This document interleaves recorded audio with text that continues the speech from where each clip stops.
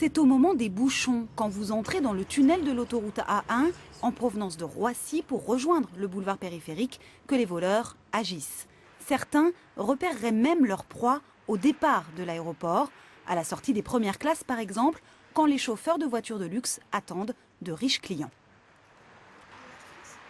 Moi, une fois, ça m'est arrivé d'en éviter un, puisque j'ai vu deux jeunes tourner en scooter à l'arrière. Donc, quand je me suis rendu compte, j'ai freiné, ce qui les a déstabilisés. Et puis, je les ai regardés. Enfin, je leur ai fait comprendre que je les avais vus, quoi. Les chauffeurs de taxi, eux aussi, connaissent bien le phénomène. Ils auraient même des techniques pour les éviter.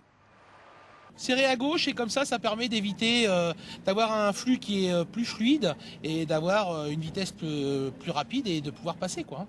Mais ce n'est pas si évident car ça va très vite. 10 secondes suffisent pour qu'ils cassent votre vitre à coups de pierre et s'enfuient avec votre sac par les issues de secours.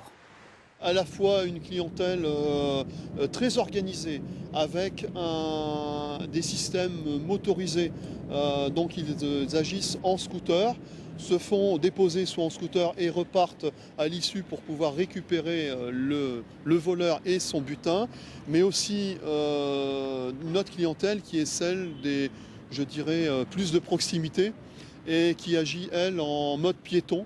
De façon très aléatoire et non organisée. Ce sont les CRS autoroutiers basés à Saint-Denis qui sont chargés de sécuriser cette zone. En plus de la vidéosurveillance, ils organisent des patrouilles en moto ou en voiture banalisée et ça a l'air de marcher.